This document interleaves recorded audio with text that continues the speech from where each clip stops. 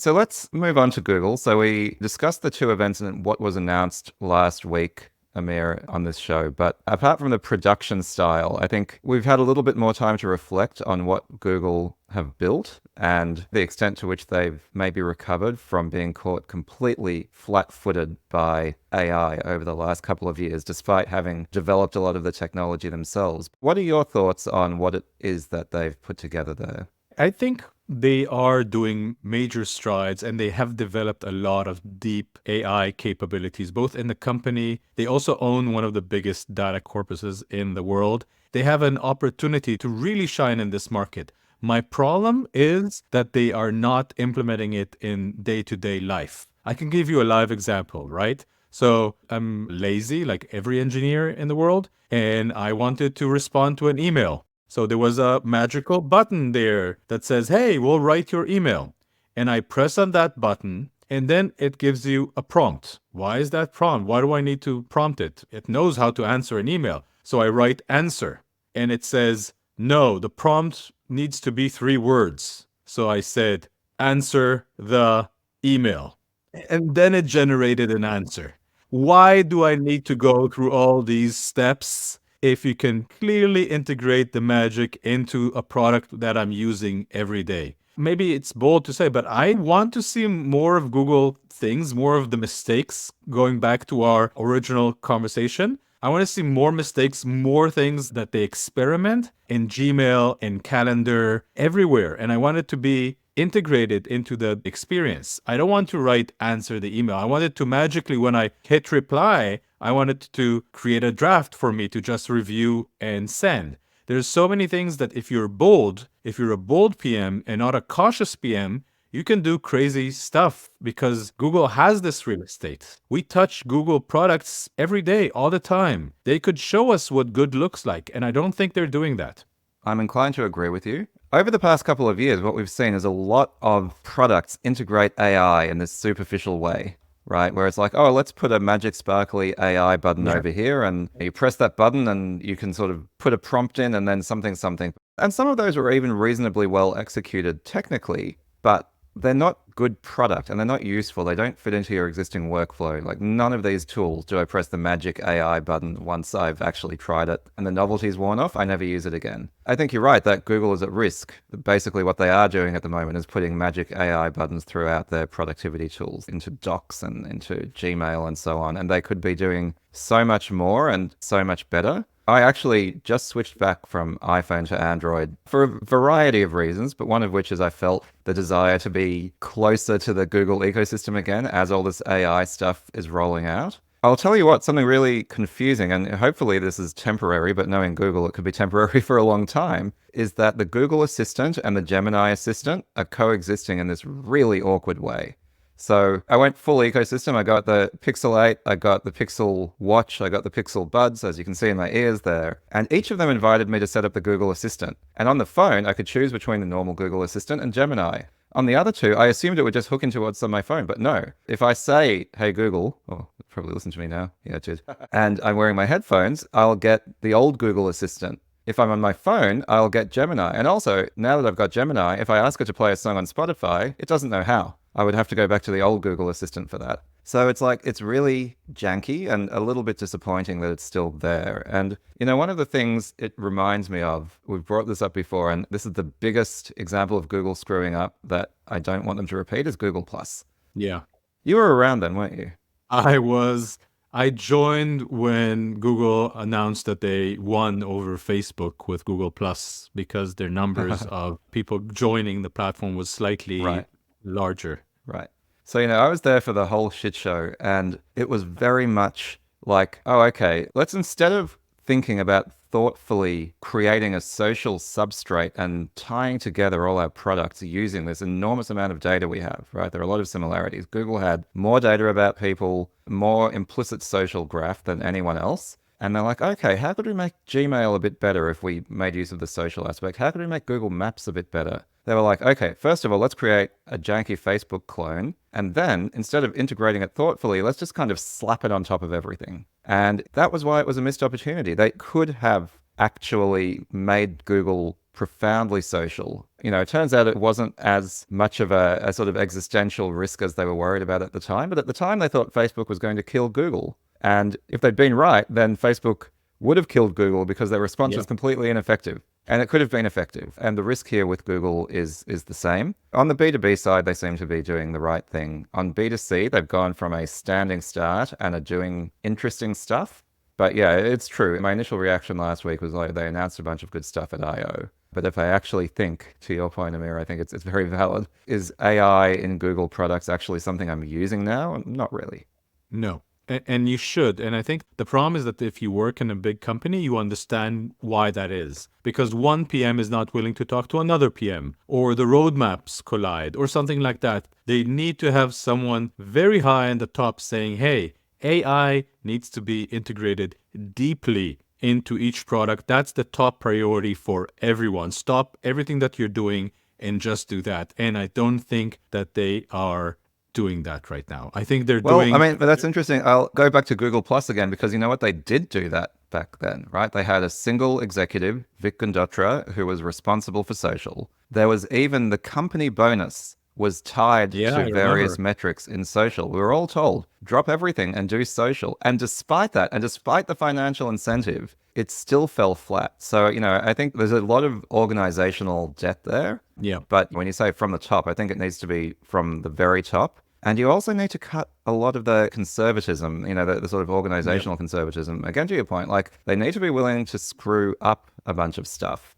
And I think they're not. I think that's a big risk. I think if you don't take risks and you keep it safe, somebody who's willing to take risk will eat your lunch eventually.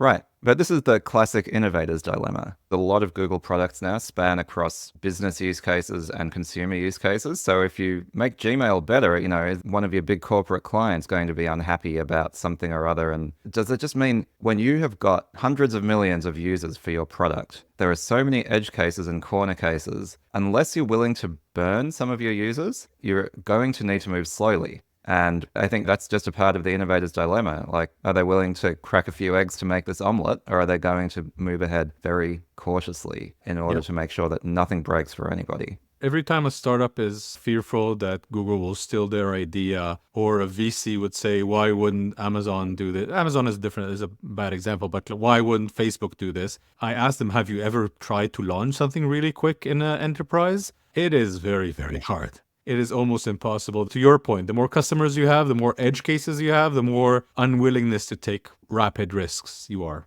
It's really fascinating. I mean, if you were to look into a crystal ball, Amir, and sort of speculate on how these AI wars would play out. First of all, a bit of a Game of Thrones between the Magnificent Seven and then all of these startups, some of them very well funded. Which horse would you back? How do you see it playing out? I would look at who will power Siri. I think that's the next big thing. I think the company that will power Siri will get 10x more traction, will be evaluated by billions more, and will probably be the winner. Interface is going to determine which AI will be better. It could be that we'll get a sub-optimized AI, but it's going to be in our everyday life, and that AI will win. So why Siri and not Google Assistant?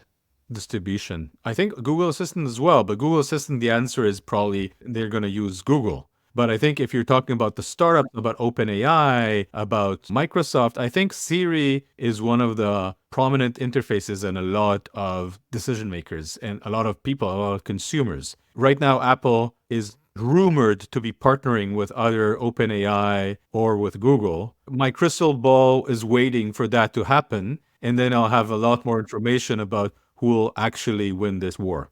The way I see it is this is still Google's to lose. Like, the more I've thought about it, the more structural advantages Google has in terms of being the preeminent company in AI. They have the compute, they have the deep tech, they have the distribution. They're the only company that has all three. So they are well positioned and it's theirs to lose. Now, the problem with Google is they are very capable of losing it.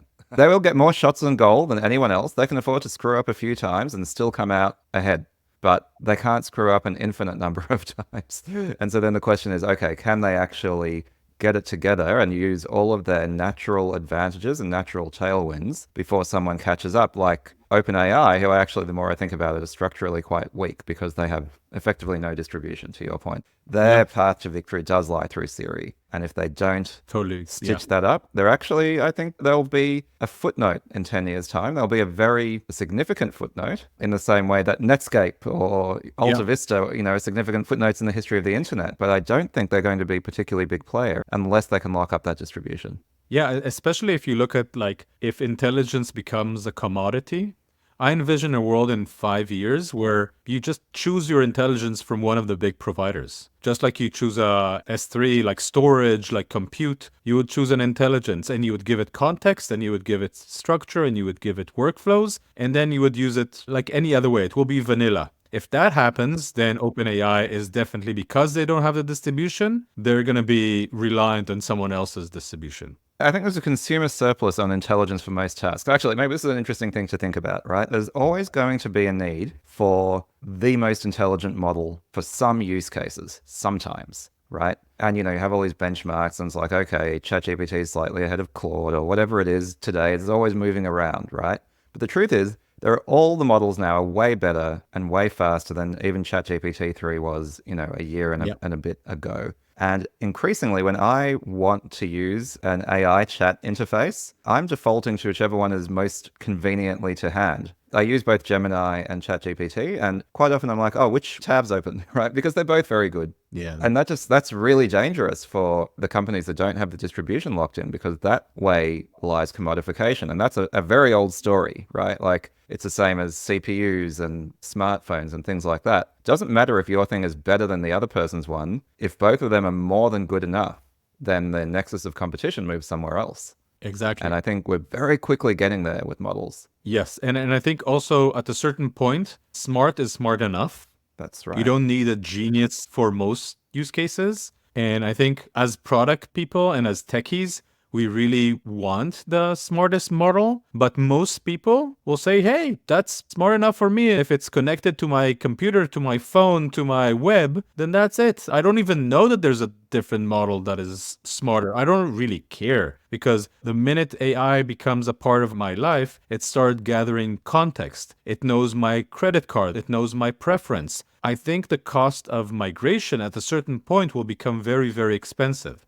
So if you own the distribution, if you own the easy, common, in front of my eyes interface, that's going to be the winner. And I guess my point is, I feel like we're basically there already. I'm already choosing my models based on convenience for most use cases, right? And, each one has maybe some slight strengths, but it's becoming less clear, right? I'm like, okay, which one generates text fastest and is the tab open? Like, I'm no longer thinking which one's going to give me the best result for most cases, because I'm like, unless it's something where I'm hyper optimizing, they're all good enough. So I don't care. We've moved to commodification scarily quickly. We've both been in the industry for a long time. It's easy to get caught up in the hype, but I do believe it's true. I've never seen a new technological wave where things have moved as quickly, where what was true 6 months ago is no longer true at all today. 100% true. And also how fast it became useful. Because a lot of the waves in the past have been, hey, there's Web3, it's going to change our lives. And it actually didn't change a lot of people's lives. And I think with this trend, consumers' behavior actually changed. Like a lot of my friends who are not techies are editing their emails every day using ChatGPT. Like communication has changed in a fundamental way in a very, very fast time frame. So I think that's another change in this wave, which is it's radically accessible to a lot of non-geeky, techie people in different ways than other waves. I'm slightly more cautious on drawing that conclusion. I mean, of course, it's much more useful than Web3, because Web3, well, let's not go there. But I think it's true a lot of people use it. My wife's a high school teacher, and they have a hell of a lot of trouble with kids using AI to cheat on all their work. I think it's probably harder to make a strong case that significant economic value has been created by AI yet. Sure, people are using it to rewrite their emails, but is it making them more productive? And to your point, like the integration into tools like Gmail don't seem to be actually at the point of improving productivity yet. So I do wonder if it's still more promise. Like we can all see the ways in which it could and should make us more productive, but is it actually generating extra economic value or any other sort of value really in the real world? Again, every time I have this discussion with my wife, I'm always over optimistic. I think it is, and I think it will become a lot more. But I want it to be transparent. I don't want us to go to the AI. I want it to be integrated into every part of our life. I don't want to cut my email, post it in ChatGPT, and then take it back into email. I want it to be a transparent experience where the email client itself is offering me a different version of my email to make it easy. I think that's when you'll see a lot more value coming into enterprises, when it will be, or to our lives, when it will be very, very seamlessly integrated. But we haven't reached consumer adoption at global scale yet. It will happen. I completely agree with you. I think there is a very clear path forward to massively accelerating productivity.